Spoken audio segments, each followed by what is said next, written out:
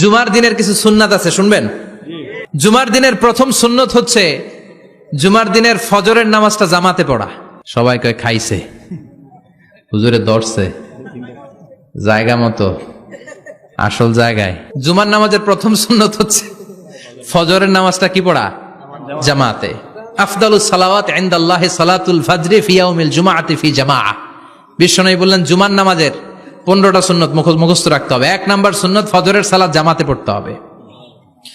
2 নামাজ মুনাফিকদের কাছে সবচেয়ে কঠিন, একটা হচ্ছে ফজরের নামাজ আর একটা এশার নামাজ। এক আলেমকে জিজ্ঞেস করা হলো ফজরের বাতাসটা এত ঠান্ডা আর স্নিগ্ধ কেন? আলেম উত্তর দিয়েছিল, কারণ ফজরের বাতাসে মুনাফিকদের নাকের দুর্গন্ধ মিশে না। ফজরের বাতাসটা স্নিগ্ধ, ফজরের সময় আল্লাহওয়ালাদের আনাগোনা, মুসল্লিদের আনাগোনা, ইসলামের পক্ষের শক্তির আনাগোনা। চিল্লায় বলেন ঠিক কিনা? মসজিদে নববীতে জুমার নামাজের দৃশ্য আর ফজরের নামাজের দৃশ্য ছিল এক। বাংলাদেশে ফজরের নামাজের দৃশ্য আর জুমার নামাজের দৃশ্য এক নাকি? ফজরের নামাজের সময় মুসল্লি নাই, এক কাতার হয় না, আর জুমার নামাজে পাক্কা মুসল্লি দেরি করে গেলে বারান্দায়ও জায়গা পায় না। কথা কন। তাহলে ফজরের নামাজটা আমরা জামাতে পড়বো ইনশাআল্লাহ। ইনশাআল্লাহ এত আসতে ইনশাআল্লাহ, আরো জোরে পড়েন ইনশাআল্লাহ। মনে থাকবে? ইমাম সাহেব কে মসজিদের? ইমাম কই? হাফেজ সাহেব কই? কালকে দেখবেন যে কি অবস্থা হয় ফজরের সময়। জুমার নামাজের মতো ভিড় হবে, আসা যাবে না। কথা কয় না। 2 নাম্বার সুন্নাহ হচ্ছে আসিওয়াক, মেসওয়াক করা। মাথরাতুন লিল ফাম মারদাতুন লিররাব। মেসওয়াক করলে দাঁত পরিষ্কার থাকে, আল্লাহ খুশি হয়ে যায়। বিশ্বনবী বলেছেন যদি আমার উম্মতের জন্য কষ্ট না হতো প্রত্যেক নামাজের আগে মেসওয়াক করা আমি ফরজ করে দিতাম। মেসওয়াক ছিল বিশ্বনবীর জীবনের শেষ আমল। এই মেসওয়াক করে বিশ্বনবী শেষ নিঃশ্বাস ত্যাগ করেছেন। আপনার নবী আমার নবী, ওনার জীবনের সর্বশেষ আমল ছিল কি? সুবহানাল্লাহ কইবেন না? বিশ্বনবী জাইতুনের ডাল দিয়ে মেসওয়াক করতেন। বিশ্বনবী বলতেন নি'মা সিওয়াকি আয-যাইতুন ফাইন্নাহু সিওয়াকি ওয়া সিওয়াকুল আমবিয়া মিন ক্বাবলি।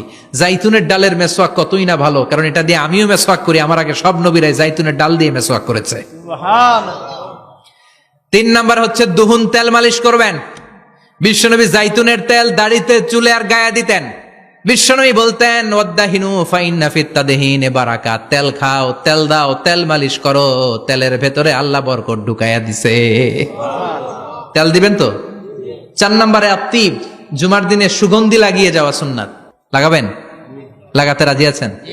বিশ্বনবী বলতেন এই দুনিয়ার 3টা জিনিস আমার কাছে সবচাইতে প্রিয়। হুব্বিবা ইলাইয়া মিন দুনিয়াকুম সালাস। 1 হচ্ছে আন-নিসা, নারীদেরকে আমি পছন্দ করি। 2 হচ্ছে আত্তিব, সুগন্ধি লাগাতে আমি পছন্দ করি। বিশ্বনবীরে কেউ সুগন্ধি হাদিয়া দিছে, বিশ্বনবী নেয় নাই, এরকম কোন ঘটনা ঘটে নাই। আল্লাহু আকবার।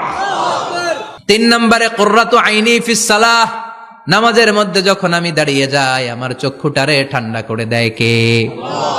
আবার বিশ্বনবী বলতেন আরবাউন মিন সুনানিল মুরসালিন। 4টা সুন্নাত সব নবীদের সুন্নাত। 1 নম্বরে আল হায়া মানে লজ্জা। আরেক বর্ণনা এসেছে আল খিতান মানে সুন্নাতে খাতনা, এটা সব নবীদের ছিল। আর সেওয়াক, সব নবীরা মেসওয়াক করেছেন।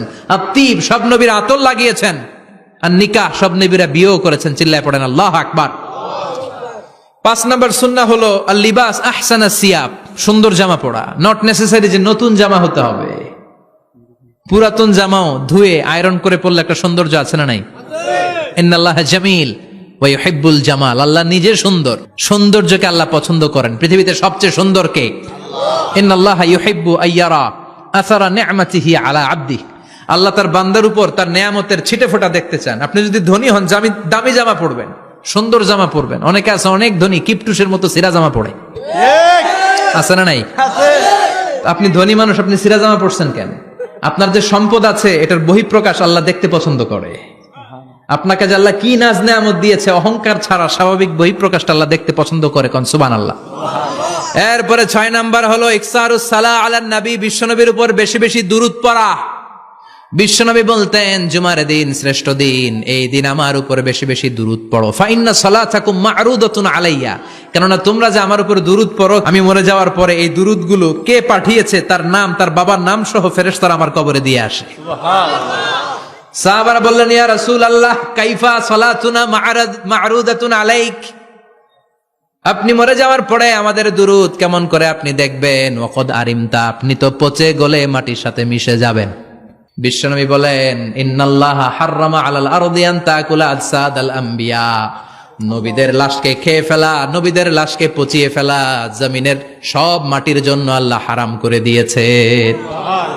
নবীদের লাশ পচে না, নবীদের লাশ গলে না। যারাই বিশ্বনবীর উপর দুরূদ পড়বেন, আপনার নাম সহ, আপনার বাবার নাম সহ, মালাইকাতু সাইয়াহিন, একদল ফেরেশতা আছে শুধু রাউন্ড দেয় গোটা ওয়ার্ল্ডে।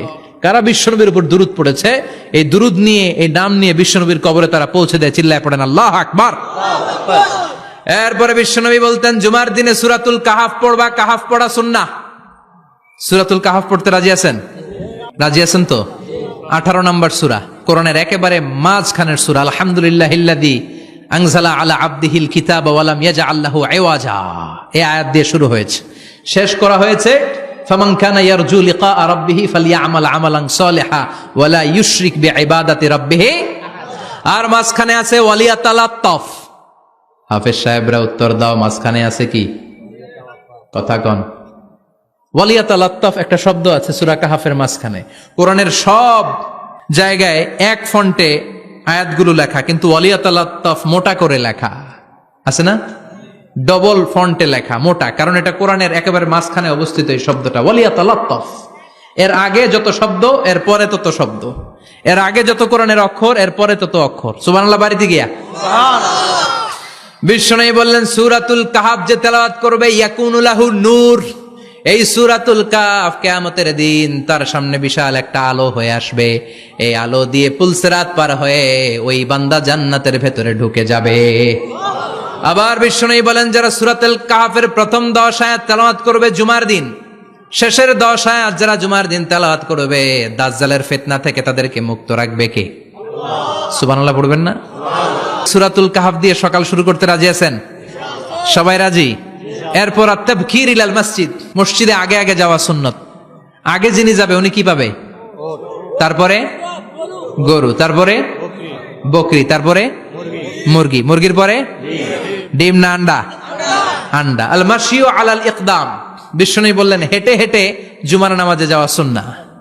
রিকশা, হুন্ডা, সাইকেল, সিএনজি দিয়ে গেলেও হবে, কিন্তু হেঁটে হেঁটে গেলে সওয়াব বেশি না কম? প্রতি কদমে কদমে আমলনামায় সওয়াব দিয়ে দিবে কে?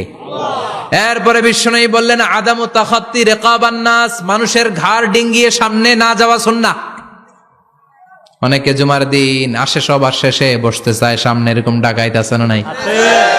বিশ্বনবী জুমার খুতবা দিচ্ছেন, হঠাৎ এক সাহাবী সব সাহাবীর ঘাড় ডিঙ্গিয়ে ডিঙ্গিয়ে সামনে আসতেছে বুলেটের মতো।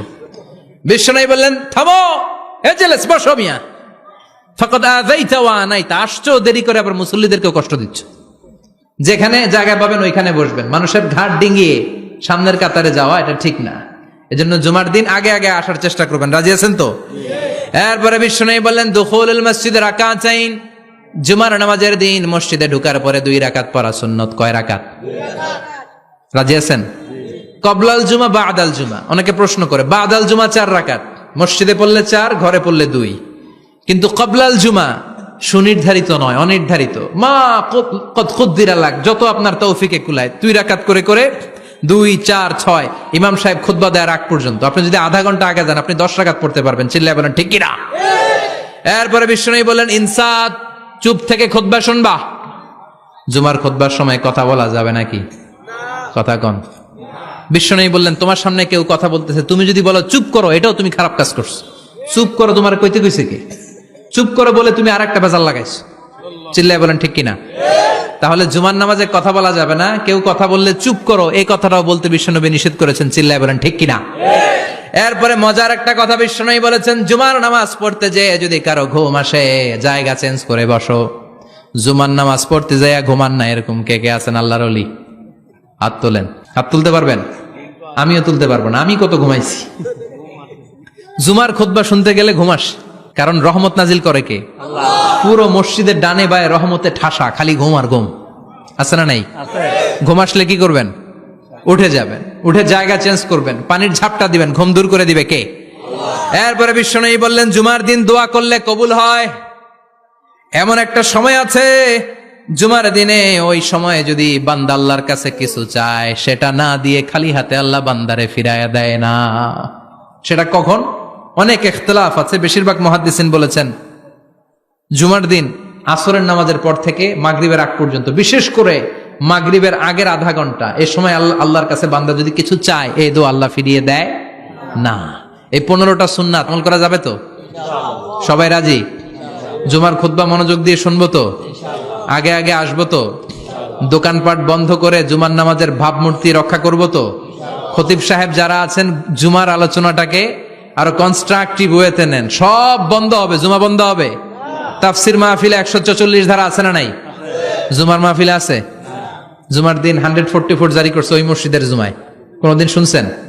এই জন্য জুমাটাকে আমাদেরকে কাজে লাগাতে হবে। আল্লাহ তুমি তৌফিক দাও। আর জোরে পড়েন আমিন। সুবহানাকাল্লাহুম্মা